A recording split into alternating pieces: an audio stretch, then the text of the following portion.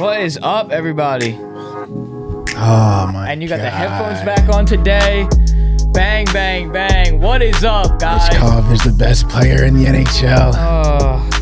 Yeah, finally, Mitchkov scores for Philadelphia Flyers fans out there.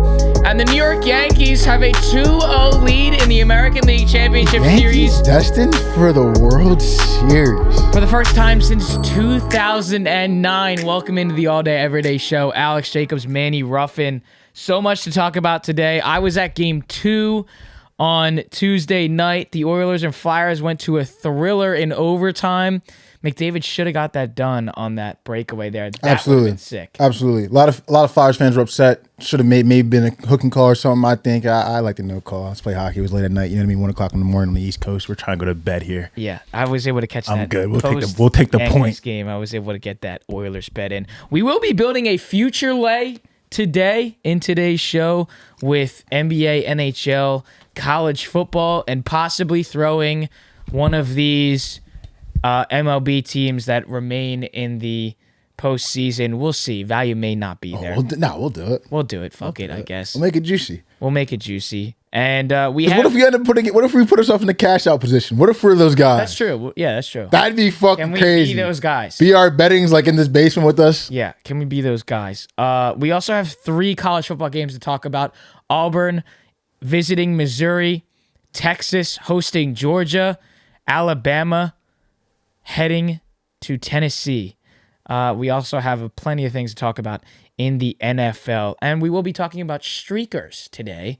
I do want to start all of this by our guy Dev. That was insane. He finds his way onto BR Betting's, platform on a first touchdown ticket. 4 guys to get the job done. And it comes down to the last, Ladd McConkey, who is tackled at the 1-yard line. BR Betting did him dirty by saying down at the 2. It was at the 1. I can't believe he made it that far. He sent that parlay to me at the beginning of the day, like early in the morning, just threw $10 on it. And then Derrick Henry gets in there and we're moving. And then finally it's just down to Ladd. Unbelievable. Had David Montgomery in the Lions-Cowboys game. That was first touchdown. And it just came down to Ladd. Unbelievable. I can't even believe he got that. That was $10 for $25,000. I can't even believe, one of our guys that we know. That was fucking crazy. And then, let alone just getting on BR's platform. Bro, Ladd McConkey needs to have some wiggle in his. So I'm watching that game live. I didn't even know about the ticket. I'm just watching that game live. Ladd McConkey caught a ball early on that drive. Same thing on the sideline. He does a little thing of what he's putting his arm down, dipping away from the tackle. Yo, get some fucking wiggle. You can't give me a little shimmy back step into the edge. Now that I know that Dev was about to win 25 G's, you gotta give me some wiggle, bro. A hurdle, something, bro. We were just fuck. And he texted, because after the 2... That is fucked. Spin move me something, bro. He had 2 guys in the 1 p.m. games and then 2 guys in the 4 o'clock games, which was obviously the last 2 being Ladd and David Montgomery. And he texted after the 1 p.m. games were done, and he was like, guys, if you missed out on it, just take the 2 4 p.m. guys, meaning take David Montgomery first, take Ladd first. Just throw $10 on it, which I did, and that was I think it was for $6.90 or for $7.10 off of $10. Still pretty good value there. So, and I didn't really care about that at all. I was just doing it just to ride because, let's get the vibes high with the guys. I didn't think it was going to come down to that. I didn't think it was going to be at the 1 yard line. And he did exit the game, and then he came back, and that was just... Well, the hit was focused. That's why I was saying that, because I didn't know about the ticket at the time, but he got hurt on that play, and I'm like, bro, just fucking wiggle or something. Yeah. You're just taking these hits over and over again. Now I know it cost my man 25 G's, bro. My heart's breaking for it. It cost my other man 800. Now my heart's fucking break. Oh, well, though, good shit. We'll hit one of those. Dev's always, has a trick up his sleeve. I was going to say, so you know what I mean? He's just warming up. Guys that finds, those sharp tickets. Yeah, it's trick up his sleeve. Plays. I would never be doing that. I want to give myself a little bit of props here. Back-to-back Thursday night football games, I have hit both first touchdown scores. We go back to the Falcons-Saints game. It was Drake London. We go to last week's, and it was Deebo Samuel on the 76-yarder. So this week, I don't know. It's back to the Saints. Will it be Kamara? Is that too obvious? We'll see. We'll see. We'll have to break that down. If you are watching this podcast on YouTube, make sure to drop a like, comment, and do not forget to hit that subscribe button. And if you're listening on Apple Podcasts and Spotify, do yourself and us a big favor and give us those ratings to help us a long, long way. All right, I was at Yankees game 2 in the left field bleachers, and what a cinema that was. Just absolute scenes. And I was texting Manny about it, and I said, I just want a home run so I can feel the beer being sprayed and we can jump around with all these crazy fans. It's a different type of energy being in the bleachers than in, seats in the stands. And that's no discredit to anybody over there. It's just like, obviously everyone's standing for the majority of the game. But when you're in the bleachers, you're jumping up and down at every moment of that game. So just unbelievable. A great time. Got to see another win, up 2-0. Great win. Garrett Cole. A lot of people on Twitter were calling for Garrett Cole regression. Yeah. We got to stop calling for regression just because a guy's like doing well, like just because he's 4-0. Like there's stats involved, there's things involved. Like Garrett Cole, he's just not going to regress at home in the ALCS just because he has to regress. And I'm not going to discredit the Guardians in that game. I mean, we saw winnable, managers very at the end winnable of the game talking about we had guys on the base paths all the entire game, which I would slightly disagree with. It was just I wanted to text you so bad when they brought in Clay Holmes, bases loaded. Dude, for Garrett Cole. I was like, this is, and it was for your first 5 too. I was like, this is actually, you can't write it better. That's right. So on SoBet, click the link in our bio if you want to join up on the SoBet app. We are posting all our bets on there. A lot of the things that we will be talking about today will be going on SoBet as well. You can check that out in our bio. But I was posting a lot of those plays last night on SoBet, and I had one of those plays was Yankees first 5. Garrett Cole going into this game was 4-0 in the postseason against the Guardians with a 1.98 ERA. Like, it makes sense. Like, yeah, he's just going to regress, guys. Like, what the fuck? And it's 3-0, and we're in the top of the 5th, and we just got to get out of this. And then bases are loaded. Now, or it's 4-0. Now it gets to 4-3. And I remember when the bases were loaded, and I'm leaning over to my brother, and I'm like, it just, first 5 just couldn't be this easy. It never can be this simple. Like, it looked like it was going to be a cakewalk the whole way. But Clay Holmes comes in, and as soon as he's gotten taken out of that closer spot, he's been able to do some damage. He found a way to get that ground ball. Rizzo wasn't able to turn the double play there, but he gets the leading runner there, and then they get out of the inning on the pop fly. So it was just a crazy atmosphere. I'm hoping they can win these next 2 games, and hopefully we can get up to the World Series. So just extremely happy to be a Yankees fan right now. Maybe this can be the time. And again, I've been saying throughout this postseason, once the Orioles got out and once the Astros got out, if they don't at least make it, I would see that as a failure. But that's also not, like, everyone in the media and you're talking, like, Derek Jeter and A-Rod highlighted it a lot on the Fox postgame before this series started. And Jeter did it well, where he said, it doesn't make this any easier. It's being blown out of proportion. The Guardians still have great solid starting pitching. So did the Tigers. Like, it doesn't really matter who they get. I don't think it's getting blown out of proportion. I understand that it's not I think some people are going to look at it, though. I understand what they're saying. Like, some people are going to look at it the wrong way, where it's like they have to make it. Like, right. No. But if you look back at it, like, you guys have, like, predominantly had to go, like, Guardians first, wild card. Then go Astros. Then go Houston. Yeah, you know what I mean? Like, so, like, it's not that, like, you guys have to make it, but it's like, thank God it's finally not the fucking gauntlet where it always. That's how I look at it. Where it's like, thank God it's not the gauntlet. You can even say it was either going to be. It was either because the Royals were fucking good. The Royals was a good one too, but you could also, like, go on the other side and say you're either going to get the team out of the Astros that have your number the past 7 years in postseason baseball, or you get the opportunity to get your division rival who you see multiple times a year out of the Orioles. So pick your poison. With both of them out, you get the choice between 2 AL Central teams. You got to find a way to get there. I'm not saying those guys just got beat. Right. Let's call it beat. So it's either, I'm not saying you have to go and win it, but you got to at least get there and give yourselves a shot, because I don't know if you're going to get another opportunity like this where the team like the Orioles, who were good all season long, obviously, again, they're just not playoff ready, or the Astros. Like, I know Bregman may not be there next year, but the Astros are always going to be that tough team to play in the playoffs. I mean, they weren't against the Royals, but we know what they can do. So just exciting to be a Yankees fan. And, New York sports are on the prowl right now. Rangers started, Knicks started. Maybe the Giants can show some life before they go take Quinn Ewers, I'm assuming. Oh, God. So, I don't know. We lose Andrew Thomas. But yeah, we're all focused on this right now. just on the Yankees, and Very exciting. and we'll see. And then the one question that I was getting to was, as a Yankees fan, would you rather go to the World Series against the Mets and lose to the Mets, or go to the World Series with the Dodgers and lose to the Dodgers? I think as a Yankees fan, I would say lose to the Dodgers if they had to lose, because I don't know if I could hear it from a Mets fan. That'd be fucked. That you lost the Subway Series. That'd be fucked. To the Mets. I don't want that. Yeah, I'd be good on that. I'll take the Dodgers. And the other thing too is like at least for a rating standpoint, it's got to be the Yankees, because you're either going to get a Subway Series or you're going to get Judge versus Ohtani, and that's what all the narratives are going to be and what the media is going to blow it up to be. So, boy, we're in for a treat, whatever this World Series matchup is. But we got Thursday, Friday, Saturday, games 3, 4, and 5 in Cleveland, and maybe that's a ticket to punch their way to the World Series. Let's go Yankees. And then we did see the Orioles win in overtime last night. That was very exciting. I was able to get to that. Fucking electric game. That was a very Flyers was very, very fun. We got fights going on. Michkov is back-to-back fights.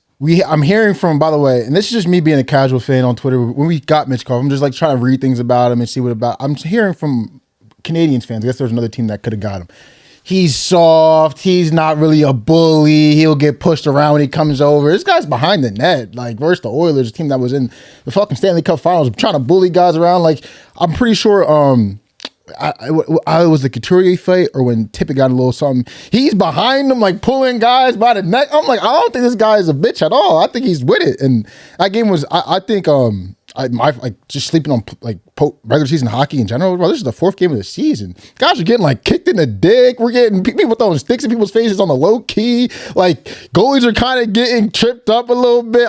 It's chippy. Like I'm loving this shit. So I just want to shout out my hockey. I was able to hit it over there, hit a parlay. That was cool too. But yo, I'm on hockey. I've been betting hockey. I've been betting hockey the most the last 2 weeks, and I'm on it. That shit is fun as fuck, and I'm with it. It's painful as fuck to lose, but I mean, goddamn, when you can win in hockey, it's fucking. I'll tell you what, too. Pay attention to the overs in NHL. Overs are off to an extremely hot start. Gotta take them. Just as an example, Columbus Day, which was Monday, the Kings were playing the Senators, and that ended in a huge comeback. That game was for the Senators. insane. 8-7 in overtime. I was watching. That's just one over.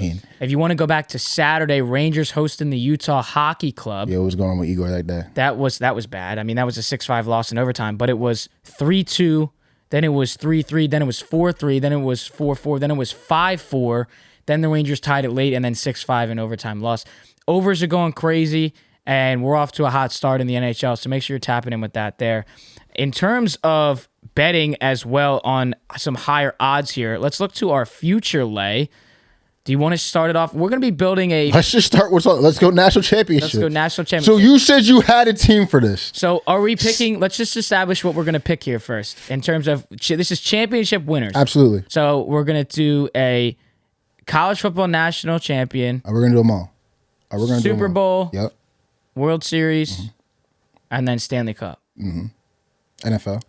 You said NFL. Okay, you said NFL. And then NBA champion, right? NBA, yeah. Got that. Okay, so this is going to be a big lay. College basketball thing's too hard. Too hard. Yeah, right let's now. not do college basketball. Too hard right let's now. Just do our. You know what I mean? Let's do our main ones. We'll leave. We'll substitute college football in for college basketball, and I'm going to start it here. I don't know how you can take anyone else but the Texas Longhorns at plus 380. I already have them in a future bet with another team. Oh my god! You can start either one of these quarterbacks and they will win the national I championship. thought you were gonna do like Bama. No, it's not doing Bama. Nope. Oh my god! I don't care that they're right now. They're plus 380. They're the favorite to win it right now. They are a absolute. There's some dogs. What makes us think they're gonna win a natty? This team is. This team, they are a good team. In their 6 games so far this season, they have won by at least 19 points in all 6. Okay, so let's just start the parlay off with 0 championship pedigree. That's fine. That's okay. I'm down. In Texas, because the other options aren't that pretty. Let's just keep it a buck. Let's actually keep it a buck. The other options aren't that great. So I'm down. I'm down. Okay. All right. Do we go World Series next and just get it out of Let's the do way? World Series. Well, we know as the guy wearing a Yankees hat right now, we know where that's going to go. I'm actually down. I think the Yankees is the only. I just hate that the value that we have here is minus 105. Me too, but We're I'm building the light fuck it, right? I don't trust the Dodgers right now. I mean, the Mets are like very, very juicy, but like No one's touching the Guardians, so it's really between the that. Yankees, the Dodgers, and the Mets. It's got to be the Yankees. Yeah. I'm down. It's if they burn us, fuck it, bro. I'm a Yankees fan for now. All right, now this one, let's battle a little bit here. I'm kind of undecided here. Let's go to the Super Bowl champion. So let's just be logical right now, right? Let's break down our top 4. Let's do look top at 5. let's look at the first 3 options. Okay, so Oh no, even the first 4. No, the first 4 options. I don't even think the first 4 options are usable. I want to do first 5 because we would leave out the Lions. I think they're actually usable. I don't think the first 4 are even usable. That's what I'm saying. Okay, I don't even think the first 4 are legitimately usable. you got the Chiefs at the favorites at plus 500, Good on followed that. by the Niners at plus 700, then the Can't do Ravens that. at 750, Possibly. Bills plus 850, Come on. Lions at plus 950, and then your top 6 there in 6th is the Texans at plus 1100. So like Chiefs, I can't like not usable. To me, not usable. Are they usable to you? Patrick Mahomes knows how to win games, Absolutely. Absolutely. but I'm not ready. Rasheed Rice is gone. Yeah, no Pacheco. I'm not ready to do that right now. 49ers. I don't think I'm good, bro. Brock Purdy deserves some love this season. Oh, 100%. And I don't think the media's really giving him that because they're not They playing don't want that to. well. Yeah, they don't want to. But But no, he's playing better. that's fine. But no Niners there. Ravens 750. I don't like. I kind of do like it, but we'll revisit that. Bills plus 850. I don't like. Okay. I don't like at all. Even Amari Cooper edition there. I love that. Does- love that. It's leading in drops though. No, but love that addition. But just a defense secondary. Lions plus 950. Love. too. Love. Like this is where these next couple picks we see right here are where we're gonna have to start having some conversations. Because I love the Lions. I loved ED, the Texans. I still love them though. And then the Vikings. How do we not talk about this at plus 1100? Well, the biggest matchup of the weekend in the NFL is going to be Lions and Vikings. If the Lions can, regain the top of the division, If the Lions win give the that Vikings game, their first loss. they're not going to be plus. What is that? 1300? They're not going to be plus 1300 if they win that game. Correct. I have my pick. If the Texans win that game, they won't be plus 1100. I have my pick. Who is it? The Detroit Lions at plus 950. They got there last year to the NFC Championship. Should have won that game. Should have won that game. Should have won that game. Now, again, it is tough to say without Aiden Hutchinson now. Yeah, that's the way. Yeah, bro. He's not. Like, it's chalk. That shit was snapped in half. Yeah, no, he's done for the year. It's fuck. So, praying for a speedy recovery from you there, Aiden. Oh my god, that is so unlucky. At least what's getting some rumors, what's getting some media attention with Devontae Adams gone, do the Raiders look to say goodbye to Max Crosby and send him to Detroit? What would they have to package in that deal? I don't know, but to fill that Aiden role is going to be really tough, and I think there's only one guy that can do that, would be Max, especially with knowing that Raiders are kind of dead, and it would make sense for him to get out of Las Vegas. Do we then move to Josh Allen? No. I'm not. I'm Lions over Bills. My short list right now, for real. The top 6. I'm not looking past the Texans. I'm not looking at the Vikings. I'm not looking at the Eagles. I'm not looking at the Packers. I think not looking at the Vikings is insane. I think they have to be on the short list. I'm still sleeping. They have to be on the short list just because of that value. So where are we going? I'm thinking like we had like the Ravens. They're good.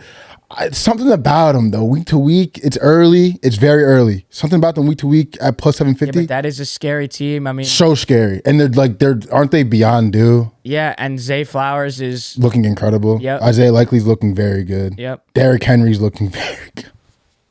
Are we talking ourselves into this? I think we're going Ravens plus 750. Look, they had a shot. I kind of like the Lions more than I like the Ravens. I don't know. I mean, the Aiden Hutchinson loss really does something for me, but it does. Look at the Ravens who hosted the Chiefs last year. It does. If the Ravens can win some more games and you maybe get a loss or 2 or 3 from the Chiefs, maybe the Ravens would be in a position again to host the Chiefs. And I just feel in an AFC Championship game.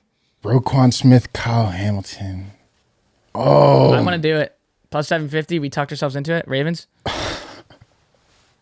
Give Harbaugh a championship. I swear, if the Lions win the chip, bro. I swear. All right, Ravens are in. We're done. I swear. Okay, moving to the NHL, and then we have the NBA. NHL Stanley Cup. How can I not pick my guys? No. New York Rangers plus 1,300. Oh, no. No. It's not going to be the Oilers. I think we have to do one or the other. But yeah, it's not. I don't like the Oilers. They look bad, but they did this last year. Is that what does that say? For who? The Oilers? What does that say? Plus 850. That's actually pretty good. Panthers plus 1,000 to repeat. That's not happening.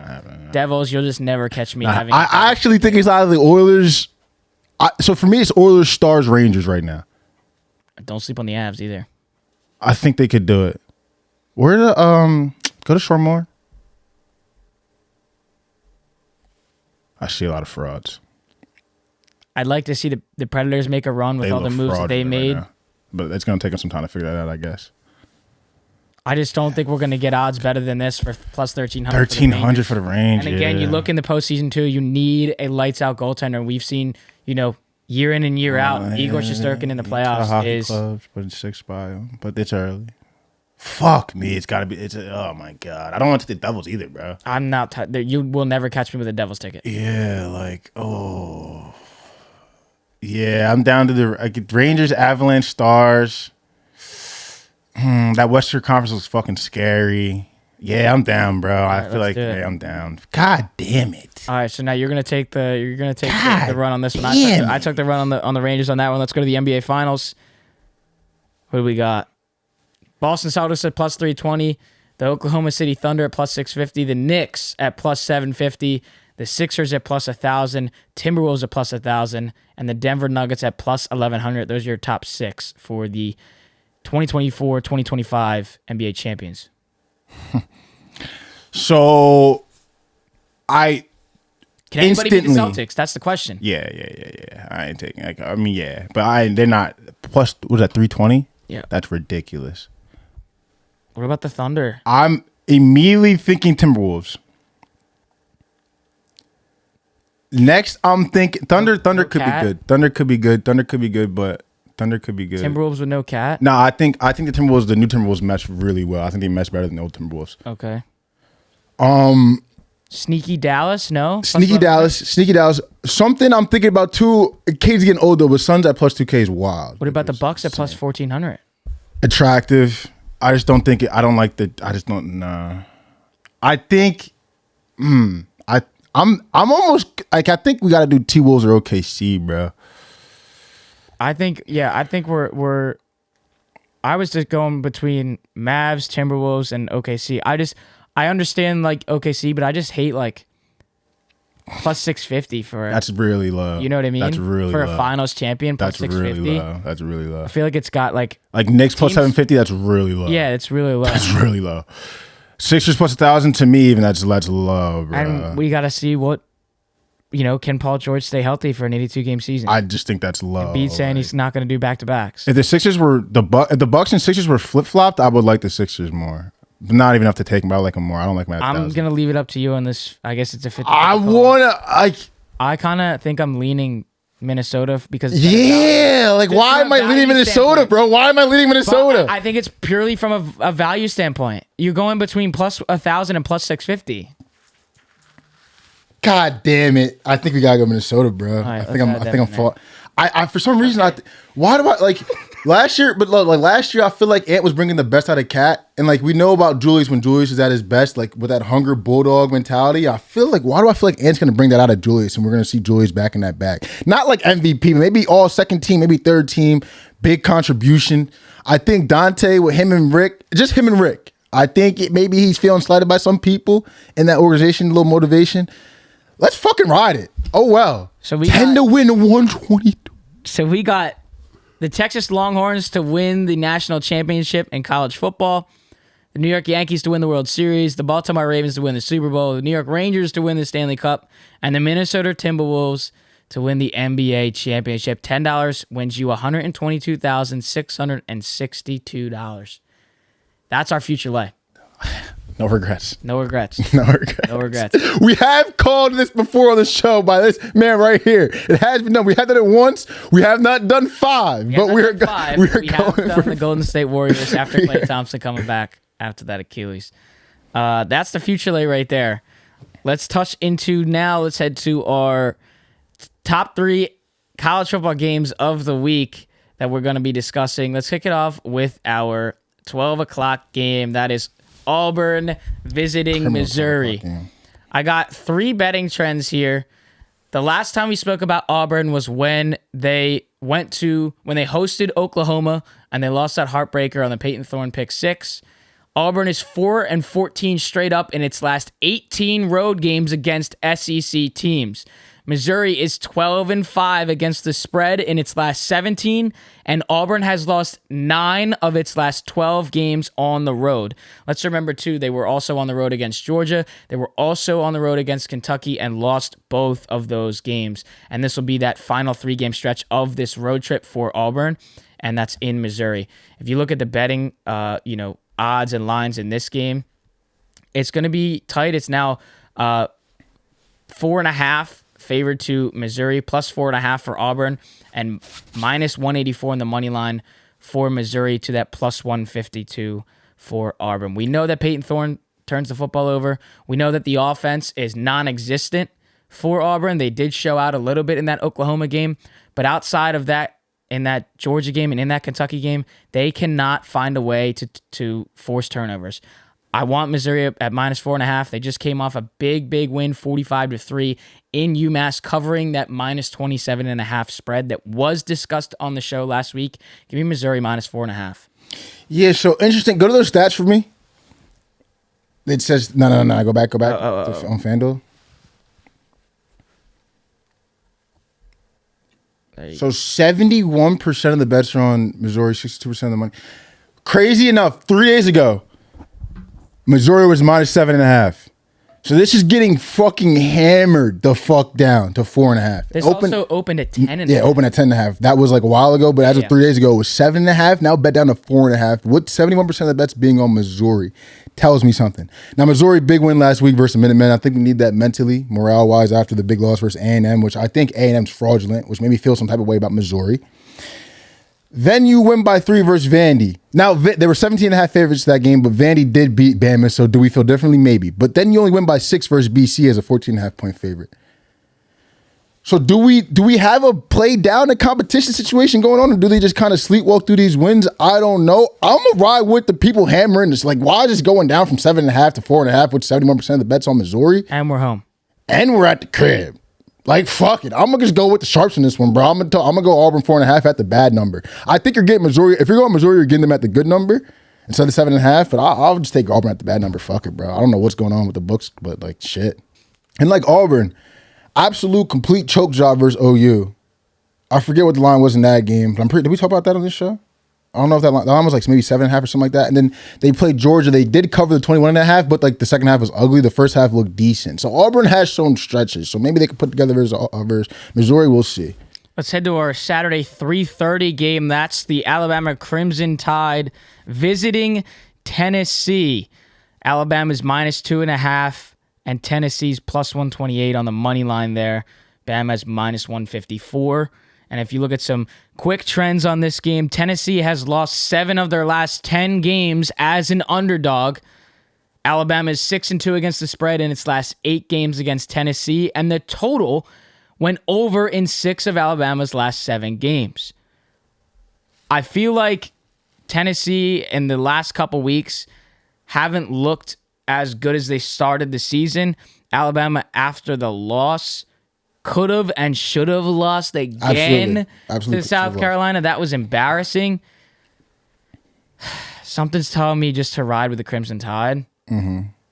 But like Tennessee live bet last week was amazing. I mean, I feel like my gut's telling me to take Alabama, but I want to take Tennessee, and I'll trust Alabama here. I'll go minus 2.5. Yeah, so this game is fucking creepy. I feel like everyone's going to be on Bama, rightfully so. I feel like Bama's due for like a big win, bounce back spot in a big game where they'll be focused. You could say last week was a look ahead spot. Obviously, there's a game coming up. Sidewise, I really do lean Bama. I just don't want to touch it yet. I want to see where the money's going. I do lean Tennessee though. Tennessee in the big games, we've hit the under when they played Oklahoma. Another game where I think a team that's good defensively, but I also think it's a good matchup. Alabama is young in the secondary, even though the secondary has stepped up in some spots, but teams that have been able to attack them, Georgia, Vanderbilt, even South Carolina, when they attack them, they've attacked their edges and their corners and their safeties. The thing about Tennessee though is a lot of their system is relied on the run game. I do think Alabama will be able to stop Tennessee's run game. This game might be like dicey, maybe 20-something, the low 20s. I like the under more than anything. I think that Tennessee's hit like 3 or 4 straight unders as well. Tennessee's a big under team. I think this game's going to be a little slower down. Run's going to be stopped. Sidewise, though, is scary, bro. Like, I think the people that are just going to be rolling with the tide, I think you guys are the smart people. I think people like me are going to overthink it and go home dog Tennessee. There's going to be, I think there's going to be a good amount of parity in the SEC this year. So why not take Tennessee with the points? That's probably where my head's going to be at, but I think rolling with the tide is not a bad idea. I'd go with the under here, though. This is a fucking creepy-ass game. Yeah, bro. 56. I don't think I'm going to end up betting it. I'm interested to see what people think people are going to be taking this game. I think it's going to be a lot of roll tide, though. Yeah, that's what I think, too. All right, and then the biggest game of the slate, Saturday night, 7:30. The number 1 team in the country, the Texas Longhorns, hosting the Georgia Bulldogs, and Georgia is a dog. Plus 168 on the money line. It's a 4.5-point spread favored to Texas. Some quick trends on this game. The Longhorns are 9-0 straight up in their last 9 at home. The under hit in 7 of the Georgia Bulldogs' last 10 games as a favorite. Now, this time they are a dog, and Texas has won all 6 games by at least 19 points. We've seen how in front of the SEC and in front of all of college football this team is. We'll see if Kirby Smart has anything to say about it. But my lean, even though I got Georgia in the pool, I gotta go with Texas minus 4.5. I feel like Georgia will be able to get a sneaky little backdoor cover, late touchdown, might win the game there at plus 168. But with how Texas looks to start this season, Quinn Ewers back. I mean, it doesn't really matter. Arch or Quinn, they can win this game. Give me Texas. Yeah, another very, very interesting game. So for some reason, Georgia's 1-5 ATS to start the season. The worst, best team against the spread out of anybody. Another thing about Georgia, which is interesting, I would like to look at the first half line, but you think about the Bama game, no way they covered that first half spread. You think about the Auburn game, no way they covered that first half spread. You think about the Kentucky game, no way they covered that first half spread. And then being 1-5 ATS in the season, full game, first half for Texas might be a decent look. Which is 3.5. Where my head's going, though, is I do think a lot of people are going to be riding Texas here. Georgia's looking vulnerable. I think Georgia's really good, though. Like, I think they just start off slow in the first half for some weird reason. If I'm backing Texas, I'd have to do it first half. Full game, I like Georgia. I think 4.5 is too many points. Texas, not first big test, but first, like massive, like natty chip-esque test, like SEC type of game like this. I think they might not start slow, but I think they might find some friction in places they haven't found friction before. And I think that Georgia could cover the 4.5. I don't know who's going to win the game, but I think the 4.5 might be a little too much. And I think there's a chance it could get bet up to 5 even. I think you would take Georgia with the points here. If you do want to take Texas, though, I would do a first half because Georgia's first half, for some reason, have been absolutely abysmal. Yeah, I want to take Georgia because I have them in the pool, but I mean, Texas just looks so good to start the year. Absolutely. This is going to be just an unbelievable game. And we look at, you shouted out when we had the Alabama-Georgia game for giving us that game early on. Shout out to the schedulers in that. Now we get this a couple weeks later, and we get Texas, Georgia, and we get Bama, Tennessee. What a slate! What 2 games these are going to be? Yeah, like I think Texas could get caught here maybe because Georgia's been upset tested multiple times and battle tested multiple times. Yeah, I'm gonna have to ride with Kirby here. I be hearing them Kirby post game speeches and shit, bro. Kirby doing something to me. Pause. I'll go with Kirby here, man.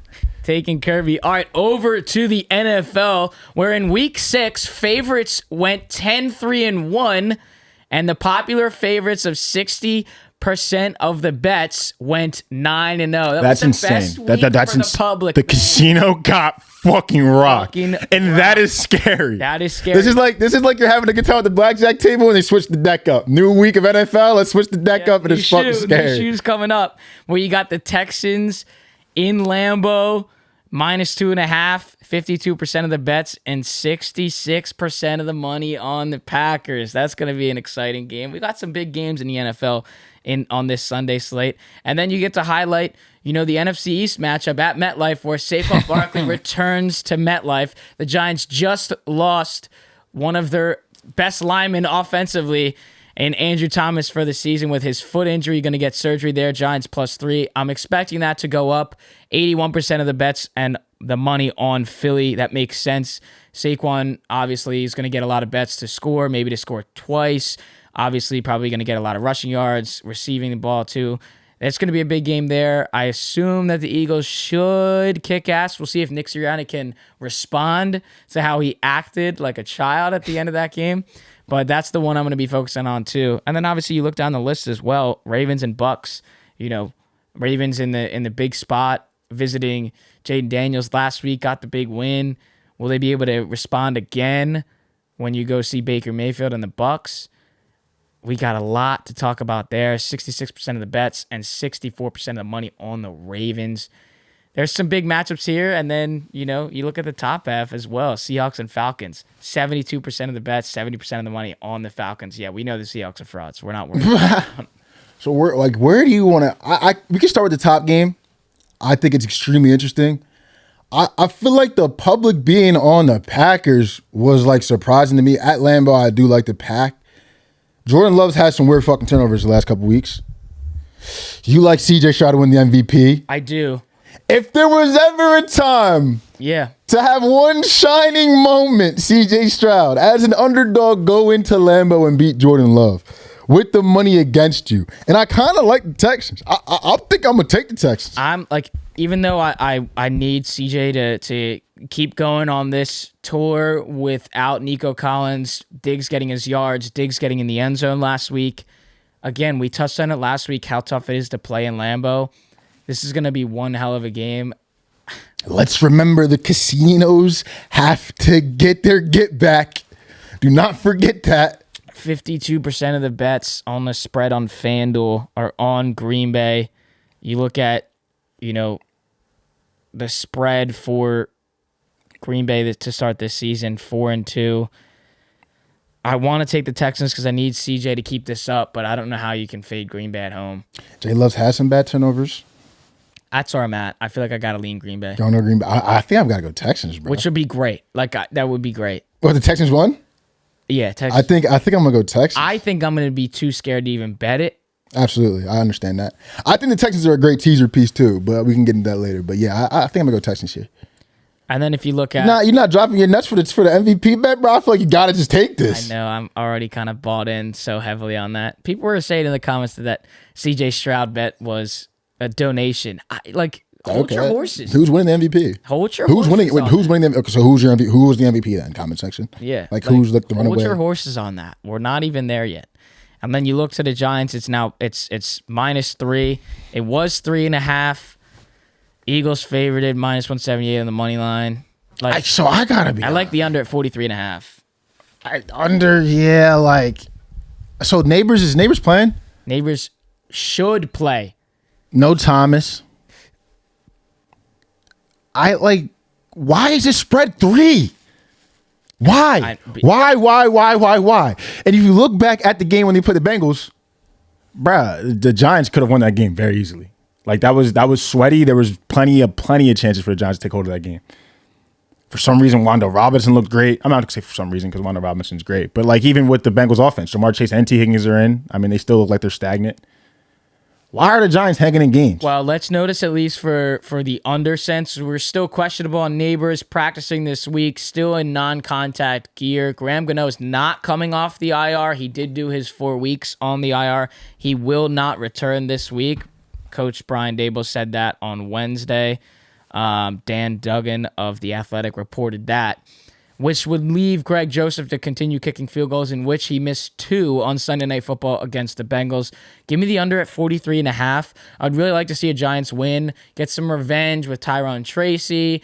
You got Saquon Barkley. He looks great, by the way. He does look great, and I will say for Devin Singletary getting hurt, we wouldn't have been able to see this if Singletary didn't go down. And the other question too is, when will we have the opportunity to see what Tracy can bring to the table in that running back spot? I think it's crazy that you're bitching.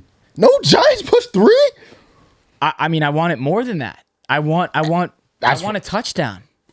Right, but like FanDuel, hello, like book 3.5 versus the Bengals. Because there's gonna be. Yeah. Eagles were 9.5 favorites versus the Browns. We're yelling in the stands. Eagles probably should have lost that game. Let's keep it a buck. Like, as a Giants fan, I don't know why you're not taking the money line. I know it was. We did say before the season that this is probably going to be a series split. Yeah, and it's still plus 150. As a Giants fan, I should probably just take it. I'm like, what's wrong with the teaser? You get 6-point teaser. You get the Texans plus 8.5. You get the Giants plus 9. Yeah, maybe throwing some ideas out here. I feel like, why do the books keep saying the Giants are going to be in games versus these teams that we think are very good, but they look shaky, but we think they're going to turn around? As an Eagles fan, I mean, I'm going to take the Eagles, but like, I think it's scary as fuck. Like, if I was an Eagles fan, I wouldn't touch it. If I was a Giants fan, I'd be all over it. And also, like, we know that the Eagles don't look like what they should have started out the season to be. So, I mean, I can understand one of those weeks where it's distractions. We're talking about the head coach yelling in the stands, and when they were talking about the football. Like, as an Eagles fan, this is one of these weeks, man. I'm telling you, dog. I just can't wait to see how many percentage of bets and money is on Saquon Barkley to score a touchdown. Multiple. It's going to be unbelievable. Let's briefly touch on this from these big games here. Let's touch on this Ravens in Tampa. That's the Monday night. This is a fire Monday night game. Minus 3.5 to the Ravens, plus 166 on the money line for the Bucks, and your over/under sitting at 49.5. If you remember from last week, in terms of the over/under, the Ravens and the Commanders were 51.5. Rough start to the game in terms of points, but they were able to get that over comfortably, and they hit that 51.5. I would lean another over here at 49.5. They got it last week in a game where both of those two high-scoring offenses looked like that was going to be the trap, but they were able to get that over, and I think the Ravens can get an over here. I also like the Ravens to cover this 3.5 as well. Give me the bake show. Plus 3.5 at the house. Monday Night Football. Big game bake. Off a big W. Almost lost that game. That was very, very odd. Very, very, very odd. Ravens, get the job done. One impressive win to me last week. That's a good win. Any win in the NFL is hard to get versus a team that's rolling like that. So I'll say that's impressive too. 3.5 at the crib though for Bake. I think almost for me is an auto bet. Plus the casinos have to eat. I think if there's ever a spot too, let's say after Sunday, let's say because the 60% of the bets went 9-0 last week. Let's say it reverses itself. People are gonna be like, all right, we're taking a favor here. I think the casino's still gonna want motherfucking eat off the Baker Show. Let me get the Baker Show plus 3.5. I think that's another great teaser spot because you could a 6-point teaser there. You get to 9.5. I think this has to be a 1-possession game. And 3.5 can get a little backdoor. You know how Baker likes to come on the field when they're down 2 possessions. Come get a little score to Mike Evans so he can get his 2 touchdown line. So Big loves to do that, especially on prime time. Give me the Bake Show plus 3.5, dog. Let's drop the nuts. Let's not be scared this week, man. Primetime Bake Show at Raymond James. You know what I'm saying? Monday Night Football. Oh, my God. Gruden's not going to be on again. But, come on, dog. Can't write a better picture. There's some public underdogs as well. That's scary. Lions plus 2.5 in Minnesota. Kansas City plus 1.5 in San Francisco. And the Steelers hosting the Jets, who are now plus 1.5. You know I hate public dogs. Yeah, so that's a bad look right there. You know that, right? That's a really bad look. Lions 2.5 on the road in a divisional matchup to give the Vikings their first loss of the season and Sam Darnold's first loss of the season without Aiden Hutchinson. I feel like without Aiden, the Lions can still get this game. Maybe it's by a field goal. Maybe they lose by a field goal. Did you see that Dan Campbell quote on that big-ass podium? That motherfucker said, I'm losing sleep and I'm waking up to childlike figures with red eyes at the edge of my bed saying 7 days. That's fuck. That's how that motherfucker thinks. I understand why the public is taking him, even with Aiden Hutchinson breaking his leg. Give me the lines. But I say all that to say, public dogs a week after the casino got smacked. I'm just with the books this week. The Vikings are 5-0. They're at home. No one's talking about that. Everyone's talking about Sam Darnold and everyone's talking about Justin Jefferson. No one's talking about that defense. That defense looks incredible. They've given people fits every single week. I'm going to go with the Vikings on this one. Well, we'll give him the stat, too. Jared Goff and the Lions are 27-9 against the spread in their last 36 games indoors, and we will be in Minnesota. And man, that's a dome, and that's indoors, and that's a beautiful dome. Jameer Gibbs, J-Mo Wills, he might enjoy running around that turf. Can I get some more yards at the Amon Ra, please? Please. If you want to go down to the prop shop, he has scored a couple weeks in a row. Yeah, you can just skip there if you do want to say something about 3 weeks in a row. Amon Ra has scored. He's plus 110 on DK. Hasn't hit his over props for you, but he has scored 3 weeks in a row. We're still getting plus chicken. I need 1250 in a season bet, so we're not even close. That's what I'm saying. I need yards. Fuck the touchdown, huh? I need yards. Yeah, but that is crazy. 3 weeks in a row. Motherfuckers scoring 8-yard touchdowns. They ain't doing nothing for us. But the last one, too. Motherfuckers keep on scoring 8-yard touchdowns. Nah, we can't be doing that. And that was a garbage time touchdown. Like, he shouldn't even scored in that one. Nah, it's shameless, actually. Let's do Kansas City as well. Kansas City and San Francisco. The Chiefs and Patrick Mahomes, still being the MVP favorite, are visiting San Francisco. Super Bowl favorite. Like, fuck. Yeah, Super Bowl favorite. That's plus 1.5 for the Chiefs, minus 102 on the money line, over-under sitting at 47.5. Again, 49ers have put themselves in situations to win games, but at the same time have put themselves in situations to lose games. The Chiefs are not the team to mess around with when it comes to putting yourselves in situations to lose games. Give me the Chiefs, minus 102 as the dogs there on the road. The Chiefs are not to be messed around with when Pat Mahomes is an underdog. Yep. I'm pretty sure that stat said 11-1-1 when Pat's a dog. Like, fuck. Here's the other thing, too. The Chiefs opened up at plus money. How many times can we say that Patrick Mahomes was plus money? But, like, why do I hate it? Like, why do I want to take the 49ers here? Why do I feel like the Chiefs can't win this game? Revenge spot at home. The Chiefs have won the last 3. Why can't it be 4? Give me the Chiefs. I'm going to just leave it to you on that one. Because you got conviction. I'm scared of that game. I do think you got to go with Pat, though. Like, how do you not? Yeah, 6-1 straight up for the Chiefs in the last 7 versus the San Francisco 49ers.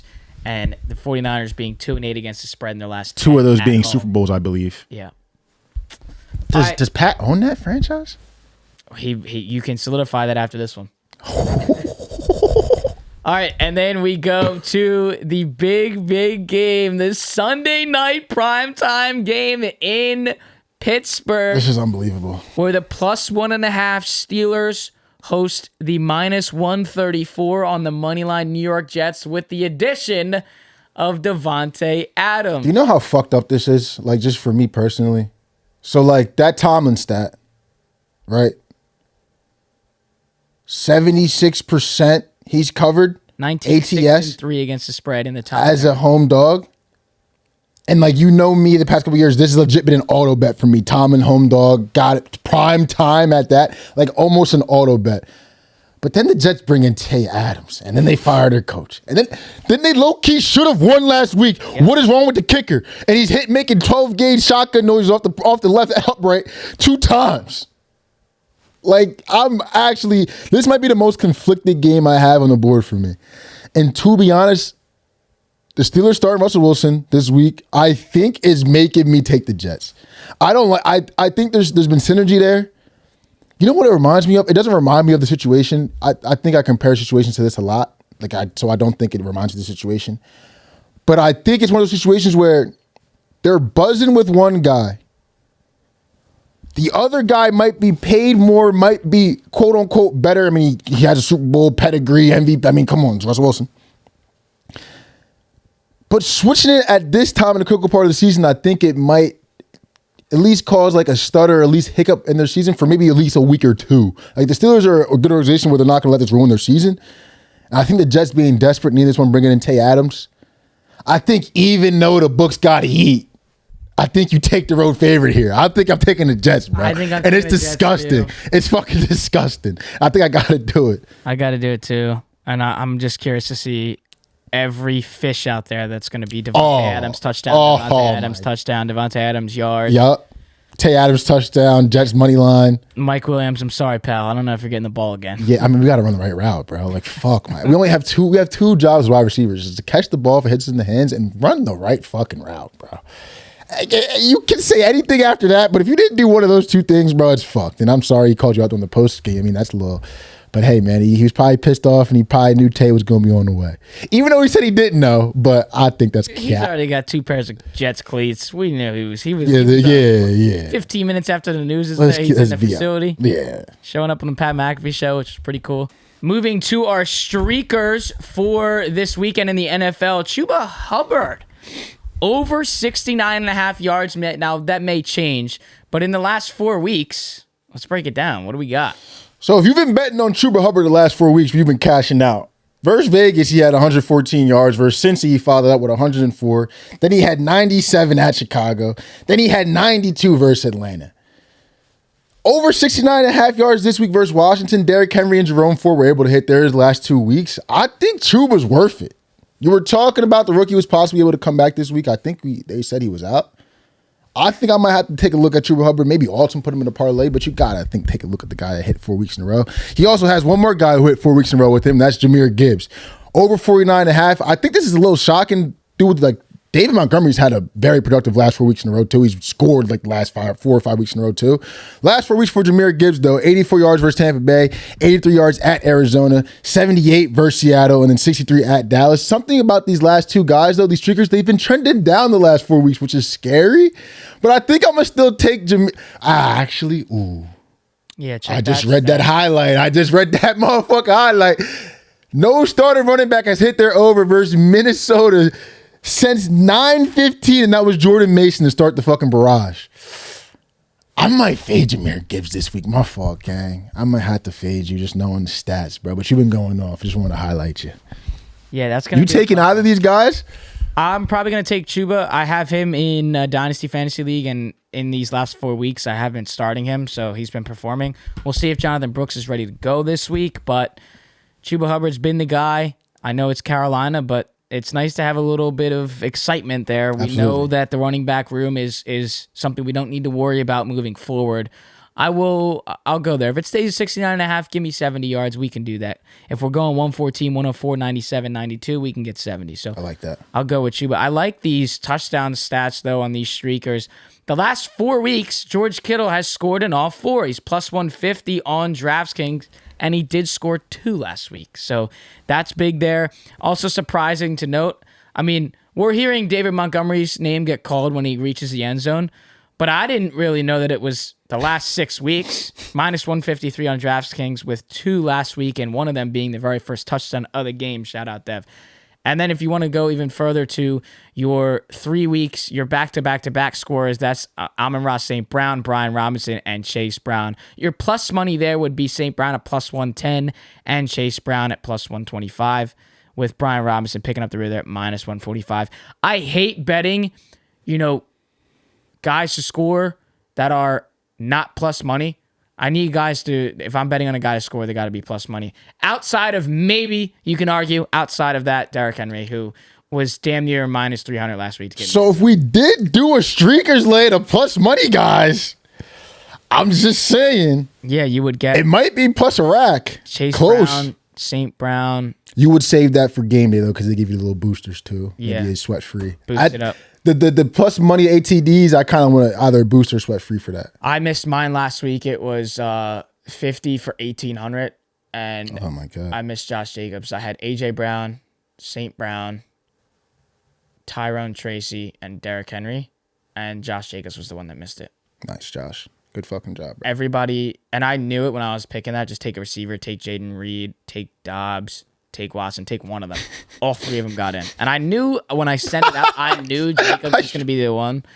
because he's done this. That's not the first time that Jacobs has sold my last leg this season for a touchdown, and I knew just to take a receiver, and I didn't.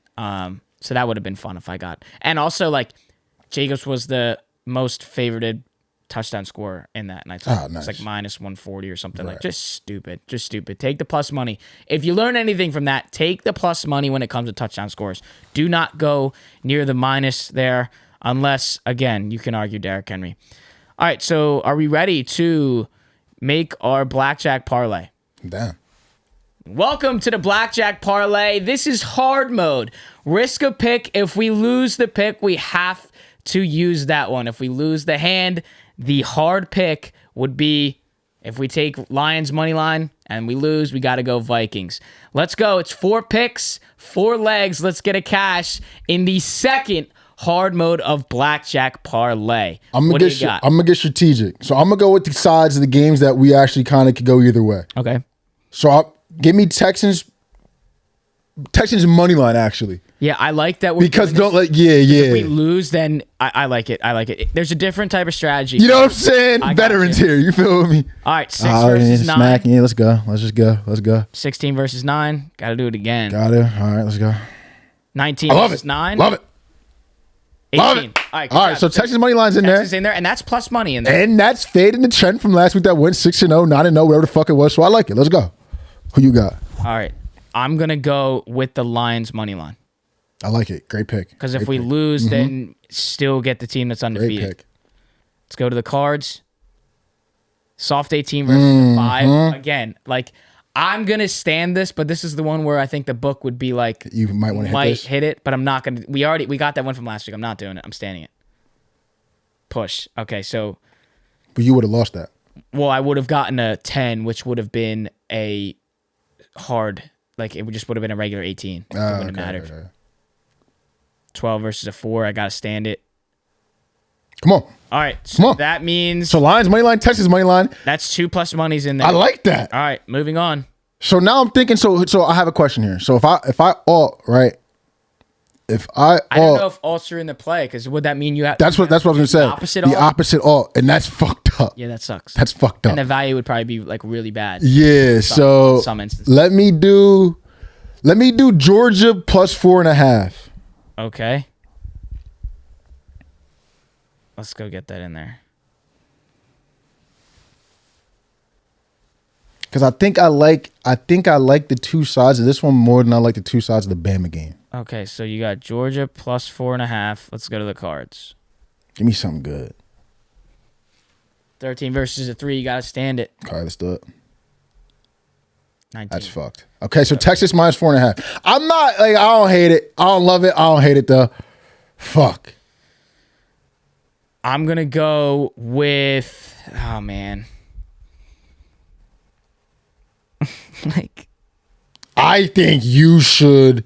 I think I know what I'm doing. Yes. I think I know what I'm doing. Yes. Yeah, I love it. Yes. And even though I would hate that the Blackjack parlays go out to come down to my team losing, but from a strategic standpoint, I think this is excellent. Yep. I think this is great from you from a strategic standpoint. New York Giants plus 150. Again, why we're doing this shit is because if we lose this hand, then it's Eagles money line. And if we win it, then we just root for the plus money and the Giants to get the job done at home. Let's go to the cards. Well, I don't know if you root for that, but yeah, 15 versus a 9. We got to hit it. We get a 17. This is going to hit. And the Steeler wins. So that means the Eagles are in. And there is your blackjack. That's a nice blackjack parlay. The Texans money line over the Packers. The Lions money line over the Vikings. Texas minus 4.5 hosting Georgia on Saturday. And the Eagles money line visiting the New York Giants in Saquon Barkley's return. There's your 4 legs. Why is this drawn kind of sharp? There's the blackjack parlay. Wait. Why is this drawn kind of sharp? We gotta wait. I actually love. Besides Texas minus 4.5, this draw. Well, Texas minus 4.5 could be sharp though, but like this draw's kind of sharp. Wow. I like it. Plus 12.95. You probably get a booster on that. Multi-sport. They might screw us. $10 will get you 129. Yeah, you know what I'm saying? A little something light there. I like that. I like it too. All right. Well, that's all we got. I mean, there was a lot covered here. Yankees, the future parlay, which is going to be crazy if we are, those guys from BR betting that, get to have a cash out opportunity for like 80 grand.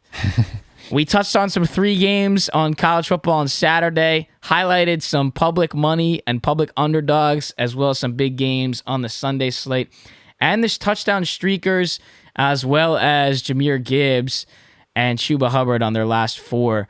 Good luck on your bets this weekend. If you did watch this episode on YouTube, make sure to drop a like, comment, and do not forget to hit that subscribe button. If you did listen on Apple Podcasts and Spotify, you know what to do. Give us those ratings. You've been listening and watching to the All Day Everyday Show with All Day AJ and Manny Ruffin, where on this show, we put out bets and we damn near fucking hit them. Have a good weekend. Hit some. We'll hit some too. Talk to you soon.